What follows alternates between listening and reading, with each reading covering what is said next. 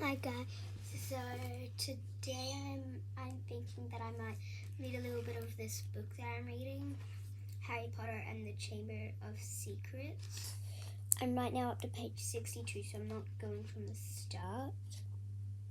So I'll read for a little while and I'll just stop when I think I should. Okay, so I'm gonna start. Reason for this was proclaimed by a large banner stretched across the upper windows. Gilderoy Lockhart will be signing copies of his autobiography, Magical Me, today 12:30 to 4:30 p.m. We can actually meet him, Hermione squealed. I mean, he's written almost the whole book list. The crowd seemed to be made up of mostly witches around Mrs. Weasley's age. A harassed-looking wizard stood at the door saying calmly, "Please, ladies, don't push there. Mind the books now." Harry, Ron and Hermione squeezed inside. A long queue wound right to the back of the shop where Gilderoy Lockhart was signing his books. They each grabbed a copy of Break with Banshee and sneaked up the line to where the rest of the Weasleys were standing with Mr. and Mrs. Granger.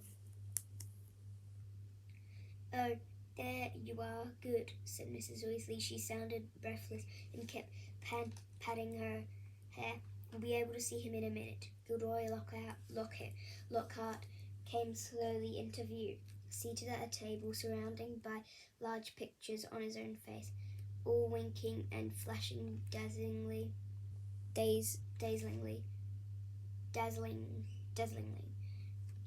White teeth at the crowd. The real Lockhart was wearing robes and forget-me-not blue, which exactly matched his eyes, and his pointed wizard hat was set a jaunty angle on his wavy hair. A short, irritable-looking man was dancing around taking photographs with a large black camera that emitted puffs of purple smoke with every blinding light. Out of the way there, he snarled at Ron, moving back to get a better shot. "This is for the Davy Poppet. Big deal," said Ron, rubbing his foot where the photographer had stepped on it. Gilderoy Lockhart heard him. He looked up, he saw Ron, and then he saw Harry. He stared. Then he leapt to his feet and positively shouted, "It can't be Harry Potter." The crowd parted, whispering excitedly. Lockhart dived forward, seized Harry's arm, and pulled him to the front.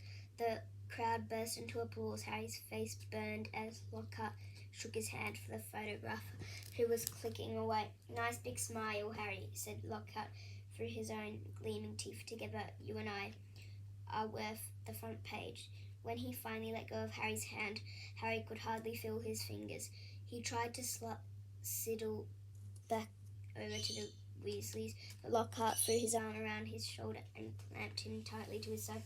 "Ladies and gentlemen," he said loudly, waving for quite what an extraordinary moment this is.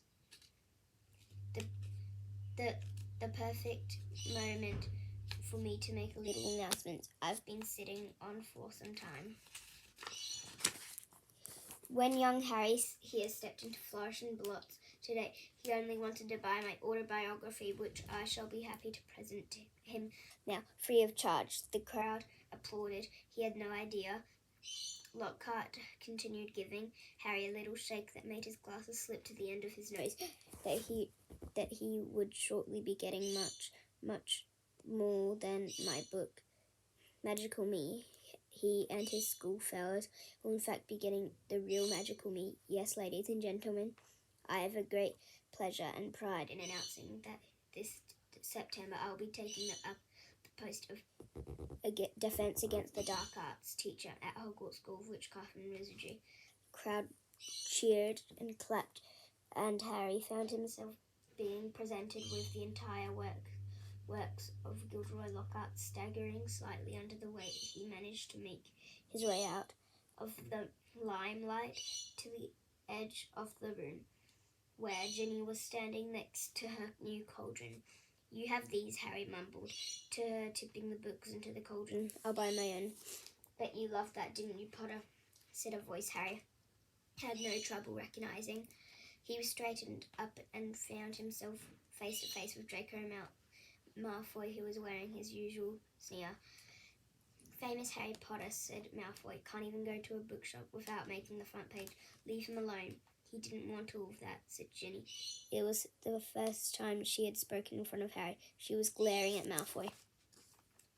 "Potter, you've got yourself a girlfriend," drawled Malfoy.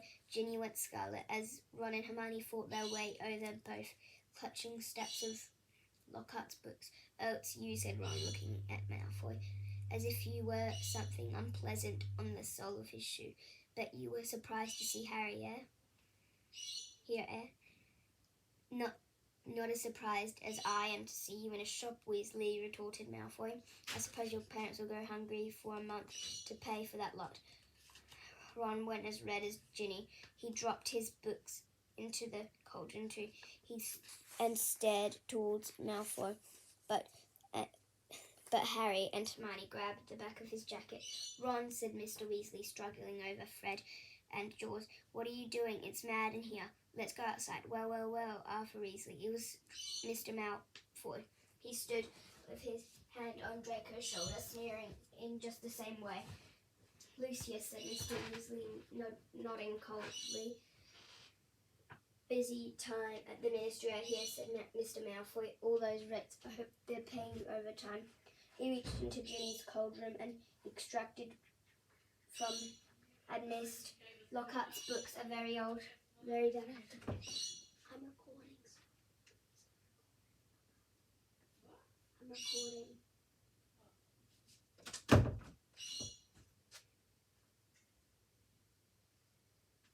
Extracted from amidst the glossy Lockhart's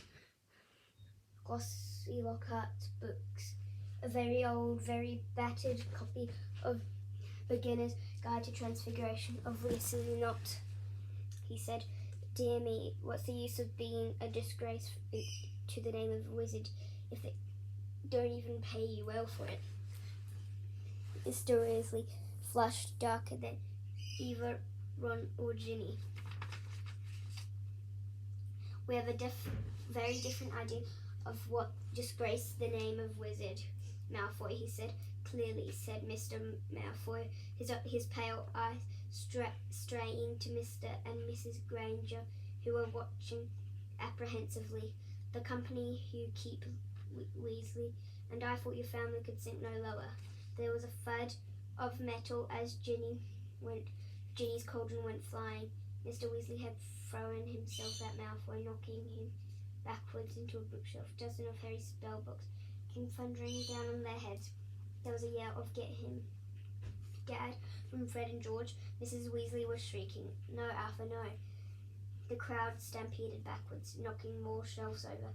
"Gentlemen, please, please," cried the assistant, and then, louder than all, "Break it up, there, gentlemen, break it up." Hagrid was waddling towards them through the sea of books. In an instant he pulled Mr. Weasley and Mr. Malfoy apart. Mr. Weasley had a cut lip. Mr. Malfoy had been hit in the eye by an encyclopedia of toadstools.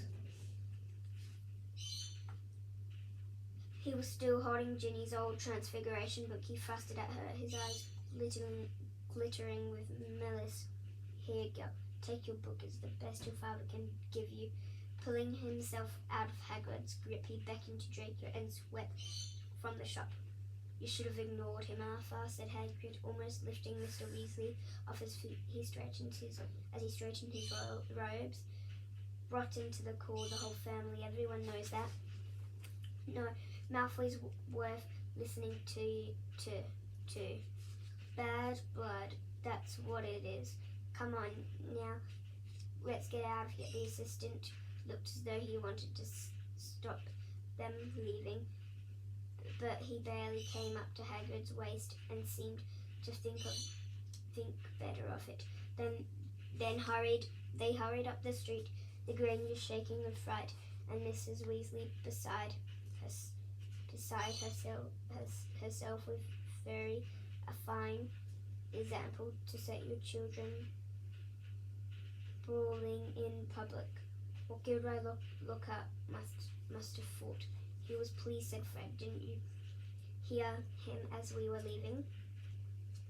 He was asking that bloke from the Daily Pocket if he'd be able to work the fight into his report. He said it was all publicity.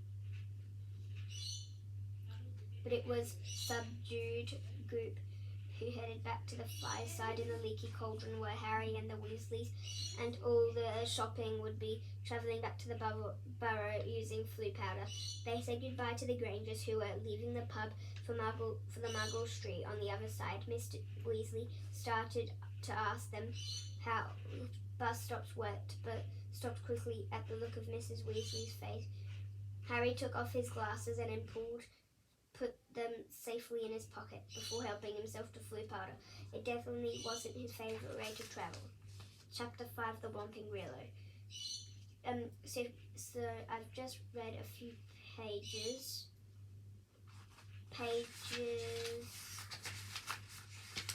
Like 62 I started on, I think I said.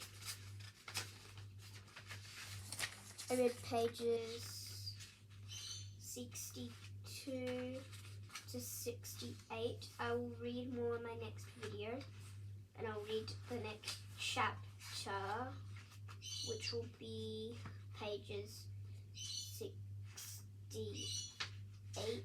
to 90. So I'm going to end the video here. If you guys want to watch my next video, you can come back. Bye.